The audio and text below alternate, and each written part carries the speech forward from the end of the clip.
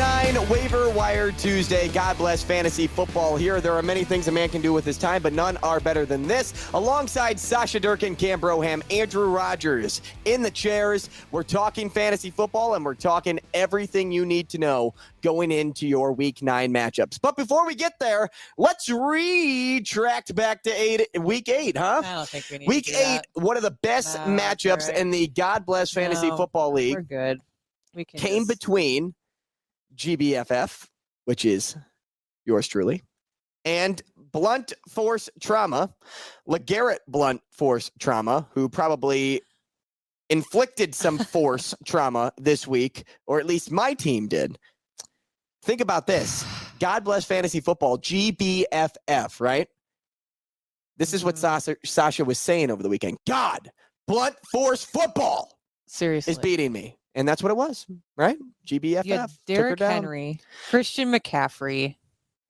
That's what did it. That's what did me in. Christian McCaffrey, of course, completing the trifecta. First to do it since, I believe it was 2005, 2004, 2003, something like that. LaDainian Tomlinson, who is LT, one of the most underrated running backs of all time. Agree with you.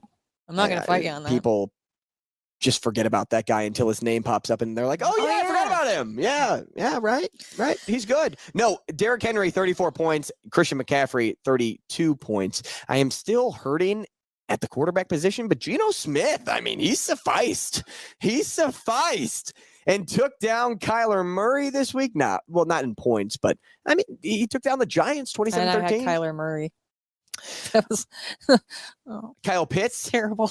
Actually performed. Kyle Pitts more than 9 yards and a touchdown, 80 yards and a touchdown. It's amazing what the Falcons can do when they throw the 4th overall pick, the football.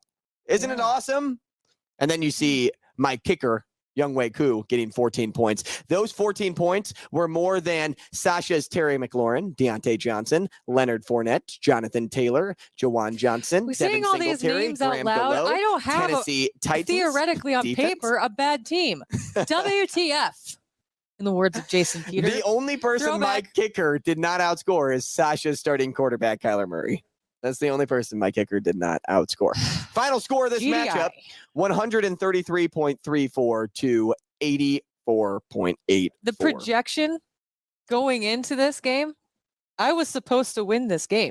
Lies. I had 98, you had 91. Midway through the first quarters of games, you were supposed to beat me. Yes. Yes, that is correct. Sasha's was like 64% in favor of winning. Remember at the beginning of this, I almost texted you. I almost texted you and I was said, waiting for a text message. I was about to say, like, I can't believe I started Christian Kirk in that 8:30 game and I didn't start DK Metcalf because, as we were questioning what was taking place, I pulled what Andrew says never to do, and I slept past the 8:30 kickoff. I was tired. Give me a break. Yet my team. So you went to bed and then you woke up for football? Back and revived. Is what you're saying? You didn't take a nap. No, so that game was at 8:30 in the morning. So I thought I woke up like at 9ish. Okay, I gotcha. 9ish on Sunday. I went out with our boy Pat from Pat and JT. We sang karaoke. Pat did not. Okay. But leave it to me to sing karaoke. Khalil Herbert sitting on my bench, which is great. It was a good play by me. Khalil Herbert, also a fantastic running back. They just don't know what to do in Chicago. Melvin Gordon, too. Yeah, Melvin Gordon got into the end zone. He did not produce, though. He had a touchdown save his day. But aside from that, no, your team on paper should be a lot better. Jonathan Taylor has been one of the biggest fantasy busts this year. I hate it. Because he was a touchdown machine. So I didn't want to play because I get mad at players for no reason. Jonathan Taylor, touchdown machine last year, which makes for a great standard league running back. And it just hasn't panned out. One touchdown this year. Team. One. You know who also got their first touch of painted grass this weekend was Alvin Kamara. He had 3. So in 1 week of football, Alvin Kamara got more touchdowns in his season total than Jonathan Taylor. If it makes you feel any better, feels great. Jonathan Taylor has one rushing touchdown. Okay. Christian McCaffrey has 1 passing touchdown to compare to that. Great. You're welcome. I am really having a good time. I mean, this is You're enjoyable welcome. for me. This is a fun episode of God Bless Fantasy Oh, Football. by the way, if you want to know what we are going to say on this episode, listen to last Tuesday's episode because it's like just the same thing. Yeah, we're just going to regurgitate everything we said from week 8 waiver wire. Now, the trade deadline, of course, is happening today. We are currently recording at 12:12. And I'm being exact. We started, of course, earlier than that. But the trade deadline, of course, ends at, is it 3 o'clock Central Time? I think it that's 4 p.m. Eastern Time? I believe so. accurate. So trade deadline going, and there's been some moves. And that's what I first want to get to because your boy TJ Hawkinson, one of the best young tight ends in football, has been traded to the Minnesota Vikings. And what a team the Vikings are creating now. You add TJ Hawkinson, yes, Kevin O'Connell's going to have to retool how he uses the tight end position now because, as I've told people week in and week out, Irv Smith Jr. was somebody I thought that could have a big year, but he just didn't fit in Kevin O'Connell's offensive scheme. Now you get a guy like TJ Hawkinson, you trade a second and third rounder for him. You have to insert him now. You have to get production out of the tight end position and more. Maybe he's going to be used a lot as a safety net for Kirk Cousins. He may not be a huge downfield threat because you do have Justin Jefferson and Adam Thielen to do that job. So it provides a very, very good approach against good, bad, middle ground defenses in the league. Oh, for sure. I think that just like pulls everything absolutely together for, you can do for the so Vikings. Much. And remember on Sunday when we talked about how no one's talking about the Vikings? Well, they certainly are today.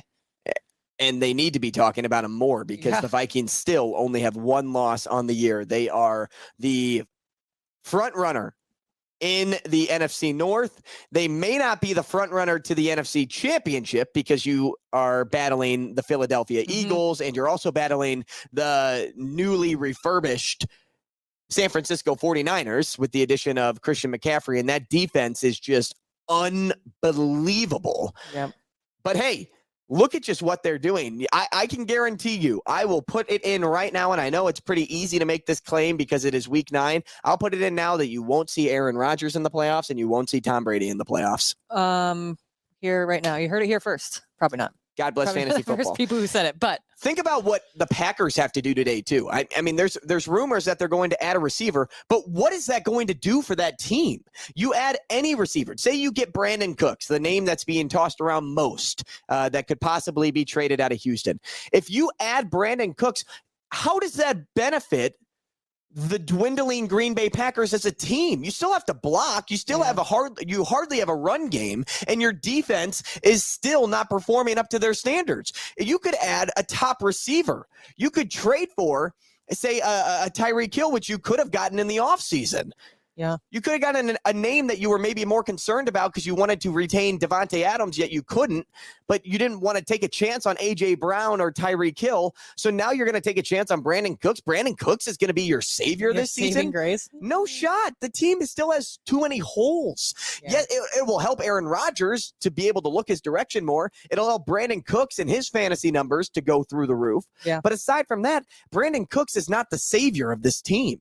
No. You can't just go out, get a receiver, and say, hey, I'm good. We're good. I'm cured. Well, think about the roster spots, too. Yeah. Like, you drafted 2 receivers this year. You drafted 1 in the second round. So now you're looking at Brandon Cooks. Now you're putting another roster spot in. Say when some of these guys are hurt and come back, where do you put them? So I don't even know if we're going to see any moves from the Packers today. But at the same time, you need to do something because something's got to change. Something's got to work. You need somebody that can catch the ball in Green Bay. Aaron Rodgers a freaking aneurysm. Like, you got to figure something out. He's so upset all the time in every game. And I think that kind of situation is of detriment, obviously, to your team, because if you can't settle in, you can't settle down, you don't have any reliable receivers, you don't have anywhere reliable to put the ball, and your offensive line kind of sucks. What are you going to do? Well, I'm just now seeing this too. Vikings tight end Irv Smith expected to be sidelined 8 to 10 weeks with a high ankle sprain. No wonder they went after a tight end right now. Yeah. They're trying to make a Super Bowl push. Hopefully Kirk Cousins can perform on primetime, but now that they're making this push, TJ Hawkinson fills that void. I mean, respectfully, completely, however you want to put it. Yeah. However you want to put it. That is a crazy thing that Schefter just recently tweeted. But how about that? What a big move. I said on the Morning Dump podcast, and you can find that wherever you get your podcast, Spotify, Apple, wherever.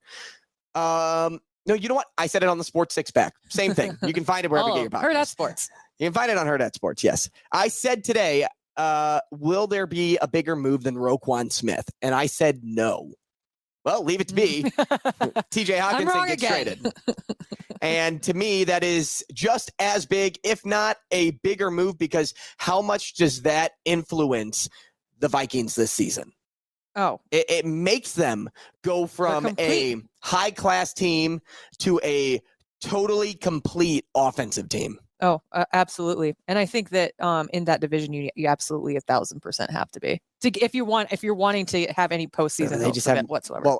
Well, that division, you don't even have to worry right now. Definitely when you look at the league, though, yes, the conference, you sit back and you say, wow, we're good. We're good. We can compete with the best of the best. We'll be all right. We just need our defense to step up and perform in big moments, and we need our offense to continue to put points on the board. So that trade happened. Now who do you go grab on the waiver wire if you want a, say, backup tight end? Do you go after Brock Wright? Anybody know that name? Brock Wright. We looked it up before this episode. I had to, because I did not know who TJ Hawkinson's backup was. I don't watch the Lions religiously. Yeah. But when TJ Hawkinson was out, I think he was out in week 7. Now I'm going to have to look that up. I believe that you are correct. So if you need Brock Wright, if you need a tight end, maybe some help, maybe a bye week tight end, I'm not saying Brock Wright's your answer. There may be better options out there. Probably are in most leagues. But Brock Wright is somebody that you can keep your eye on now because he will be the starting tight end in Detroit. The other names that I wanted to get to quickly before I bring Sausha in to maybe echo or bring in somebody even newer that I'm not even thinking of right now. D'Onta Foreman is the biggest waiver ad of the week, but I told you to add him last week. So if you waited and sat on your hands and said, not going to follow this week, I'm going to go Chuba Hubbard, or I'm going to avoid all things, you lucked out because D'Onta Foreman, if you would have picked him up on waiver wire Tuesday, and saw him on your lineup on Wednesday, you would have found out that Chuba Hubbard was ruled out prior to that Sunday game later last week. So now D'Onta Foreman went from hey, he's not really the guy yet. They're still leaning Chuba Hubbard to, wow, he's the guy. He's the RB1. Let's go his direction. 118 yards, 3 touchdowns, and a 2-point. 3 touchdowns for D'Onta Foreman. Did you see a bunch of those parlays too on Twitter this week about 2+ touchdowns, 3+ touchdowns? Somebody bet, and I'm starting to be convinced that people are making photoshopping these bets because there is not one time I'm looking at my DraftKings bet list, my slips. There's not one time that I'm clicking 3+ touchdowns for one player. No. Not one time, let alone am I parlaying 3+ touchdowns for one player and another player.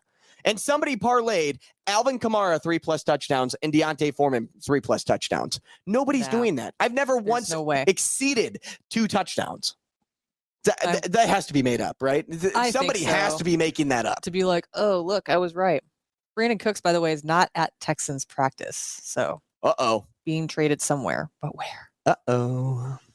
I legitimately wrote on my notes, listen to last week's episode. Also, just pay attention to trades happening today. That's the big thing, and the good news is when you are at work, you don't have to be totally on top of it because we're still in waiver period. Yes. So you can check all of this news when you get off work.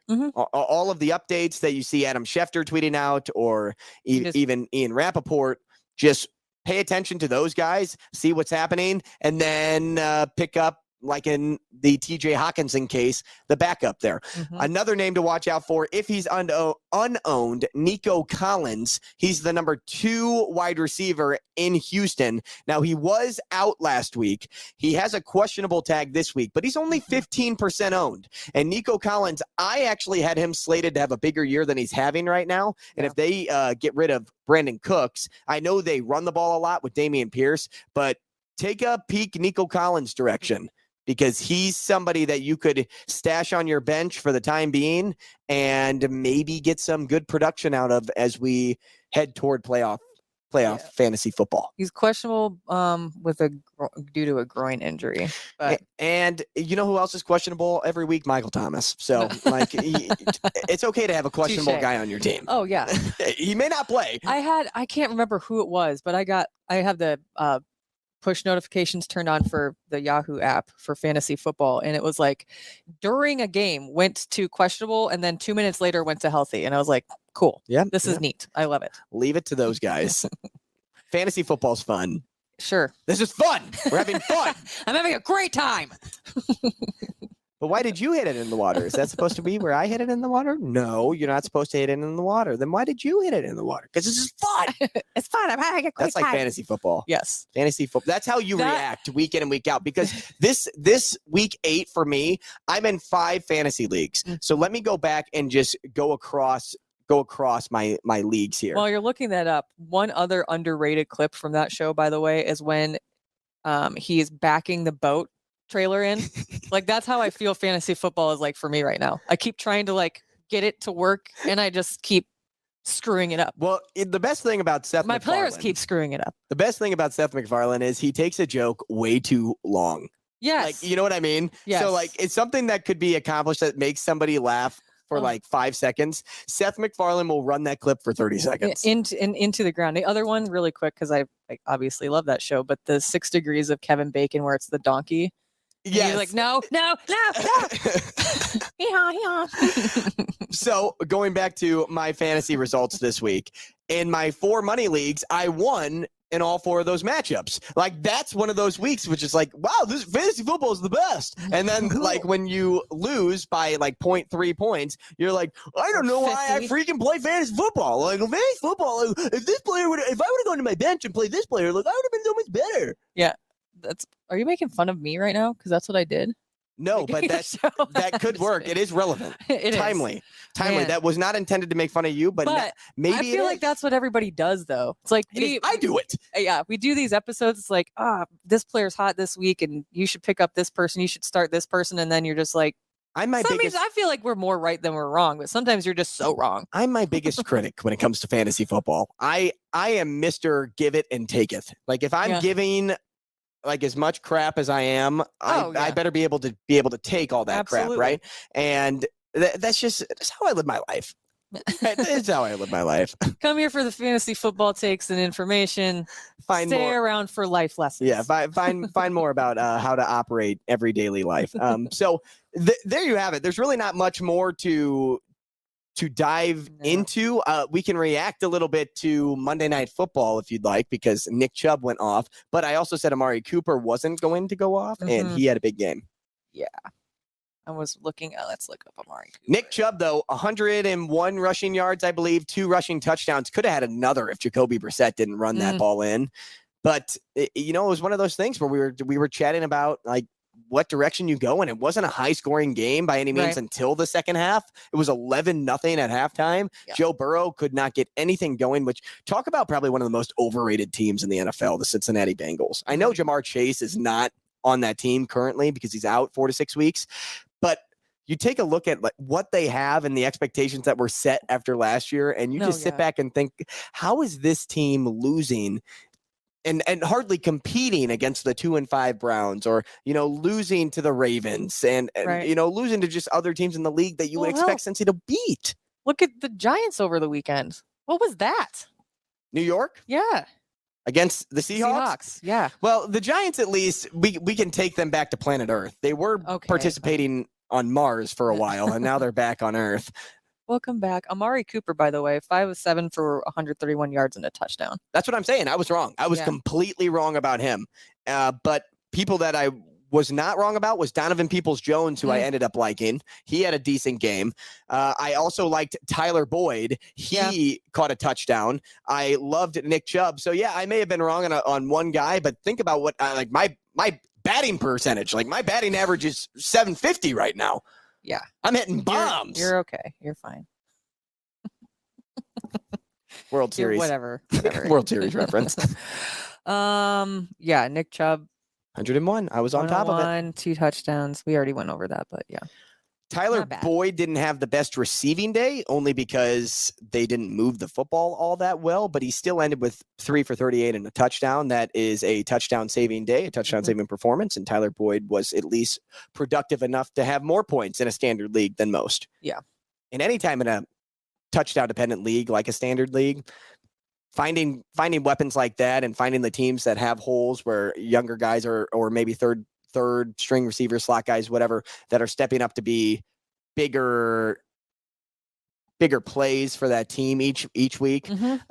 Those are the guys that make the biggest difference when it's by week time. Oh yeah, absolutely.